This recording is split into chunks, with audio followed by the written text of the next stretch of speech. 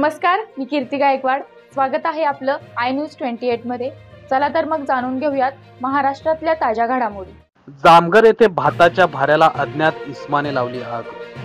वाडा तालुक्यातील जामघर येथे 2 शेतकऱ्यांच्या खळ्यांमध्ये भाताच्या भाऱ्यांना अज्ञात इस्माने आग लावल्याची घटना शनिवारी दुपारच्या सुमारास घडली। या घटनेत 500च्या तर भाताचे भारे जळून खाक झाले असून किसन गणपत पाटील व दिनेश बापू पाटील या 2 शेतकऱ्यांचे लाखोंच्या वर मोठे नुकसान झाले।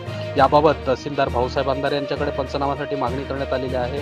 तर पालघर जिल्ह्यामध्ये वाडा तालुक्यात भाताचे कोठार म्हणून समजला जात आहे। या धर्तीवर मोठ्या प्रमाणात शेतकरी आपला भात शेतीचा व्यवसाय करत असतात। वर्षभर उदरनिर्वाह साधन नसल्याने शेतीची भात लागवड करून आपला उदरनिर्वाह करत असतात। शनिवारी दुपारी अज्ञात इस्माने भाताचे 500 भारे पेटवल्याने हातातोंडाचे आलेला घास हिसकावून घेतला आहे।